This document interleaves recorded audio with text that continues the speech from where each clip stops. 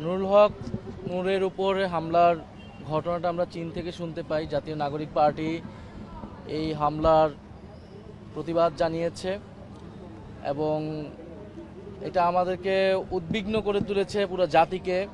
আসলে জুলাই গণ অভ্যুত্থানের পরে এরকম একটা দিন দেখতে হবে এটা আমরা কেউ কল্পনাও করি নাই।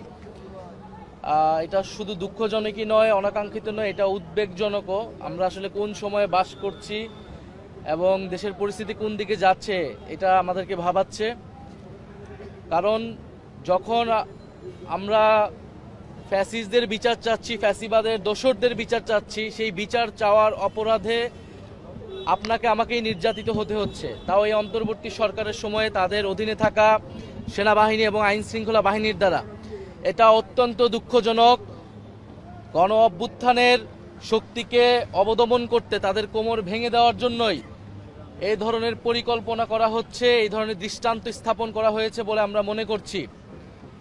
এবং নুরুল হক নূরকে যেভাবে আঘাত করা হয়েছে, আপনারা জানেন যে তাদের পার্টি অফিসের সামনে, কার্যালয়ের নিচে তারা সংবাদ সম্মেলনের প্রস্তুতি নিচ্ছিল। সেই জায়গা থেকে একটা ঘটনার প্রেক্ষিতে তিনি পরিস্থিতি নিয়ন্ত্রণের জন্য সেখানে গিয়েছিলেন এবং এটা তাদের রাজনৈতিক অধিকার, গণতান্ত্রিক অধিকার, যে কারো বিরুদ্ধে গণতান্ত্রিকভাবে কথা বলা এবং ফ্যাসিবাদের দোসরদের বিচার চাওয়া। এবং আমরা সেখানে দেখলাম যে ন্যাক্কারজনকভাবে তার উপর হামলা করা হলো, তার নেতাকর্মীদের উপরে হামলা করা হলো। এক কথায় বলতে গেলে এটাকে বলে বর্বরতা। এবং এটা আমাদের জন্য দুঃখজনক যে এই বর্বরতা সেনাবাহিনীর কিছু সদস্যদের দ্বারা সংঘটিত হয়েছে। সেনাবাহিনীর অফিসারের পক্ষ থেকে তাদেরকে প্রথমে হুমকি দেওয়া হয়েছে এবং সেই হুমকির 10 মিনিটের পরবর্তীতেই এই হামলার ঘটনা ঘটানো হয়। ফলে এটা আমাদের জন্য উদ্বেগের। অন্তর্বর্তী সরকার আসলে কিভাবে পরিচালিত হচ্ছে, সেনাবাহিনী কাদের নির্দেশনায় পরিচালিত হচ্ছে, এই বিষয়ে কিন্তু প্রশ্ন উঠছে। কারণ অন্তর্বর্তী সরকার গণ অভ্যুত্থানের এই নুরুল হক নূর, এদের মতো ফ্যাসিবাদ বিরোধী যোদ্ধাদের লড়াই সংগ্রামের ফলেই কিন্তু এই অন্তর্বর্তী সরকার গঠিত হয়েছে। ফ্যাসিবাদ বিরোধী রাজনৈতিক দলগুলোর সমর্থনে অন্তর্বর্তী সরকার এখনো তাদের কার্যক্রম পরিচালনা করে যাচ্ছে। ফলে এই সময়ে তার উপরেই হামলা, এটাকে আমরা খুবই গভীর উদ্বেগের সাথে দেখছি। এটার প্রতিবাদের ভাষা আমাদের নেই এবং আমরা পাশাপাশি এও লক্ষ্য করছি যে দেশে এক ধরনের অস্থিতিশীলতা তৈরি করার নানা চেষ্টা করা হচ্ছে। আমরা বলতে চাই যে বাংলাদেশের মানুষের প্রতি আমাদের অঙ্গীকার যে ফ্যাসিবাদী পক্ষকে আমরা কোনোভাবেই জায়গা করে দিব না, সুযোগ করে দিব না। সেটা জাতীয় পার্টির নামে আসুক, যেই নামে আসুক না কেন, এবং বাংলাদেশের যেই শক্তি তাদেরকে সহযোগিতা করবে, তাদেরকে জনগণের বিরুদ্ধে দাঁড়াতে হবে।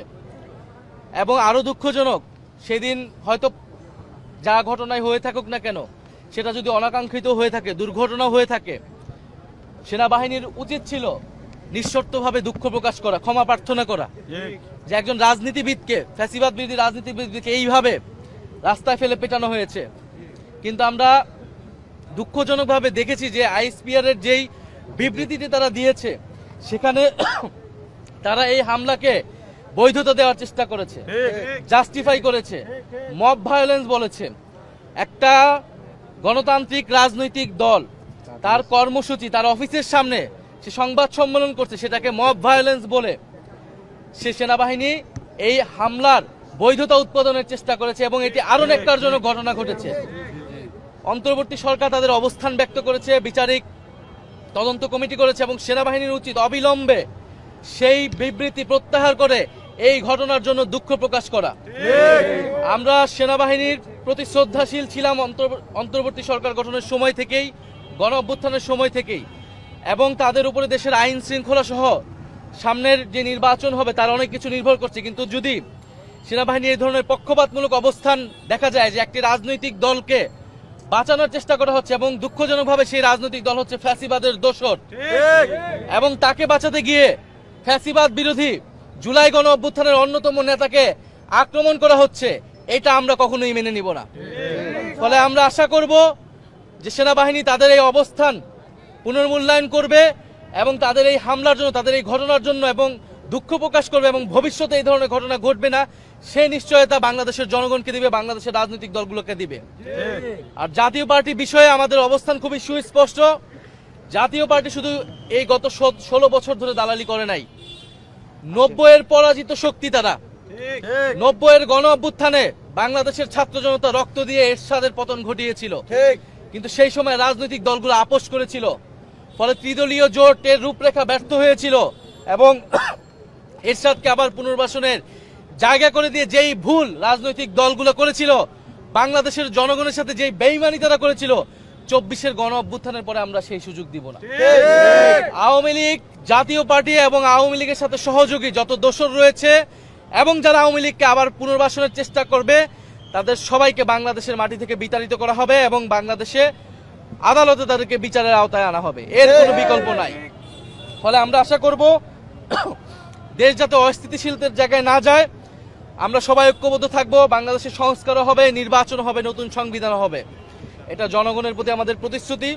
সকল রাজনৈতিক দলের প্রতি আমাদের আহ্বান থাকবে যে আপনারা দেশের এই পরিস্থিতিতে ঐক্যবদ্ধ থাকুন, এমন কোনো শক্তিকে সহায়তা করবেন না, সমর্থন দিবেন না যারা বাংলাদেশের গণতন্ত্রের জন্য হুমকি স্বরূপ।